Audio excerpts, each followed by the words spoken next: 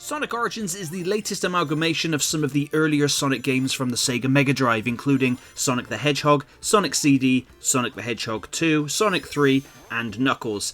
You cannot play, to my knowledge, you cannot play Sonic and Knuckles separately to Sonic 3, you just kind of have to go through 3, and then of course when you beat the final boss of 3, it just automatically then goes into the Mushroom Zone for Sonic and Knuckles, which I think is a bit of a shame. I would rather have the option to be able to play Sonic and Knuckles separately, but there you go. Apparently Sonic 3 was and Sonic and Knuckles was apparently one big large game, but due to some kind of problem they had to release Sonic the Hedgehog 3, well, half the game, and that was Sonic 3, and then the other half, which was Sonic and Knuckles, and then they created the whole cart add-on gimmick where you could put in Sonic the Hedgehog 2 and 3, and a couple of other games as well, which I don't really know, if I'm honest. But is Sonic Origins worth your money? Now, I happened to pick it up dirt cheap on my Nintendo Switch because I had some coins and it went on offer. I made a video about this saying I will definitely not be paying full price because it was massively overpriced, and they come up with some kind of weird-ass pre-ordering deluxe bull crap, where if you, depending on which version you bought, depends on all this in-game stuff. And that is completely crap. However, the deluxe version went on offer on the Switch, and with my Nintendo coins I had saved up anyway, I got this game for like a tenner. Is it worth that?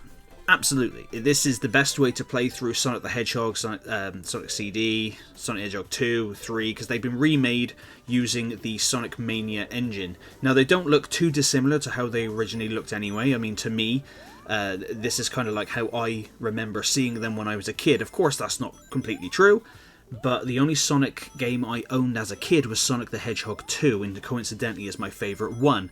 I played and borrowed Sonic 1 and 3 and Sonic and Knuckles off of friends. There's unfortunately no Sonic Spinball, there's no Dr. Robotnik's Mean Bean Machine, there's none of that, unfortunately, in this collection. It is literally just Sonic the Hedgehog, 1, 2 and 3 and Knuckles, and Sonic CD. Now, one thing is definitely for sure, I hate with a burning passion Sonic CD, and I really don't like Sonic 3 and Knuckles.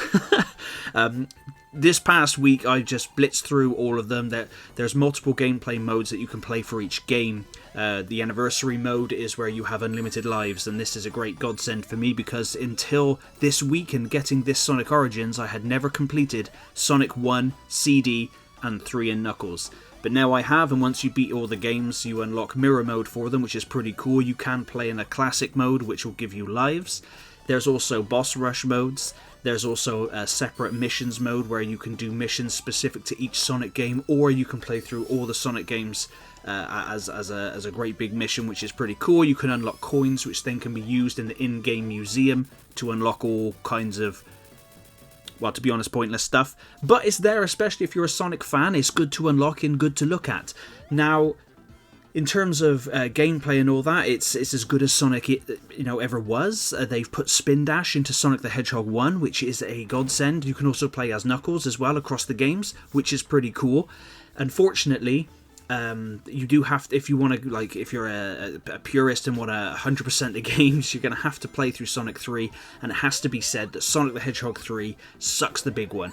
Sonic CD is a bit wank because it's got some crap levels, but the level design for Sonic the Hedgehog 3, what the hell were they thinking? You know, especially is it called Night Carnival, Carnival Night Zone, or whatever it is? It's so crap. Sonic levels should be fast and fluid and you know, keep bursting through, which I think Sonic 1, especially Sonic 2, mastered. Sonic 3, the levels are far too long and for the most part far too complicated and fiddly.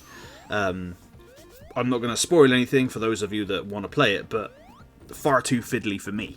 But this is apart from those small gripes, if you do not own any of the Sonic games or have never played them, this is the best way to do it, but only if the game goes on offer. Please do not spend 35 quid on this bundle. Now, it is a really cool collection of the games, and they've put in some new animated cutscenes at the beginning and end of each game. I mean, a couple of them are quite pointless, especially the one at the end of Sonic the Hedgehog 2. I was kind of like, is that it?